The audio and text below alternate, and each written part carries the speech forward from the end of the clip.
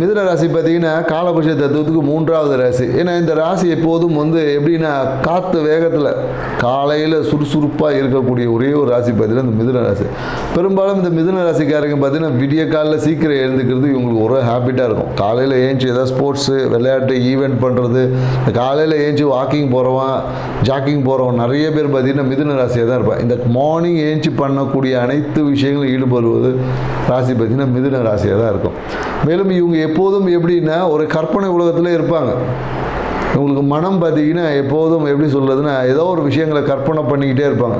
அந்த கற்பனையே இவங்களுக்கு தீராத மன அழுத்தத்தையும் மன இறுக்கத்தையும் கொடுத்துரும். அதனால் என்னென்னாக்கா நிறைய மிதுன ராசிக்காரங்க பார்த்தீங்கன்னா தூக்கம் வரல இப்படின்ற ஒரு விஷயத்த சொல்லுவாங்க. எனக்கு தூக்கமின்மை இருக்குது, எனக்கு சரியாக தூங்க முடியல, படுத்தா தூக்கம் வர மாட்டேங்குது, ஏதோ ஒரு விஷயங்கள். ஏன்னா இவங்க மனதை எப்போதும் கொஞ்சம் அமைதியாக்கக்கூடிய விஷயங்களில் கொஞ்சம் ஈடுபடணும். ஃபிசிக்கல் ஆக்டிவிட்டிஸ் என்பது அளவாக இருக்கணும்.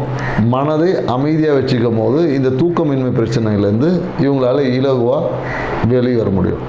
மேலும் இந்த காலகட்டம் பார்த்தீங்கன்னா உங்களுக்கு இந்த ஜூலை மாத பலன் எப்படி இருக்குன்னு பார்த்தீங்கன்னா பொருளாதாரம் வருமானம் சார்ந்த விஷயத்தில் ரொம்ப சூப்பராக இருக்கும். நிறைய மிதுன ராசிக்காரங்கள் படிப்புக்காக எடுத்த முயற்சி, படிக்குதா வெளியூர் போகிறது, படிப்பு சார்ந்த முயற்சிகள் அனைத்தும் பார்த்திங்கன்னா வெற்றி அடையும். அதுக்கு தேவையான சப்போர்ட் உங்களுக்கு கிடைக்கும்.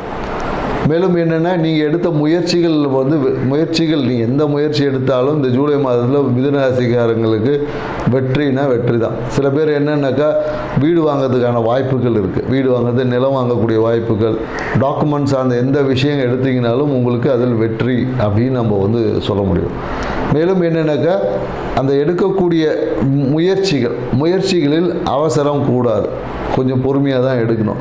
ஏன்னா நீங்கள் எடுக்கக்கூடிய முயற்சியில் கொஞ்சம் அவசரம் பற்றி அதுவே பிரச்சனையாகவும் தடையாகவும் வரலாம். ஸோ அப்போ என்னென்னாக்கா முயற்சி செய்யும் போது கொஞ்சம் பொறுமையாக செஞ்சிங்கன்னா இந்த காலகட்டத்தில் உங்களுக்கு 100% வெற்றி சொல்லலாம். அதே போல் என்னென்னாக்கா கடன் வாங்கக்கூடிய வாய்ப்புகள் இருக்குது. அதனால் கொஞ்சம் கடன் வாங்கும் போது தேவையான கடனா தேவையில்லாத கடனா என்பதை கொஞ்சம் யோசிச்சுக்கணும். அதே போல் என்னென்னாக்கா மிதுன ராசிக்காரர் குறிப்பாக என்னென்னாக்கா இந்த காலத்து தோள்பட்டை வலி, கழுத்து இந்த மாதிரியான இடங்களில் பார்த்திங்கன்னா இடம்புற ஒரு வெப்பத்தால் ஒரு இறுக்கம் ஏற்படும். தோள்பட்டை, கழுத்து, கையிலெல்லாம் ஒரு இறுக்கம் ஏற்படும். சில பேருக்கு வண்டியில் போகும்போது கூட ஏதாவது அந்த நரம்பு இழுக்குது இந்த மாதிரிலாம் சொல்லுவோம். இல்லைன்னா சூட்டு கட்டிகள்லாம் வரும்.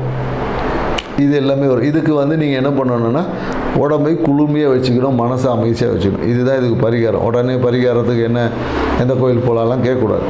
உடல் சார்ந்த பாதிப்புகளுக்கு மருத்துவம் தான் பரிகாரம்.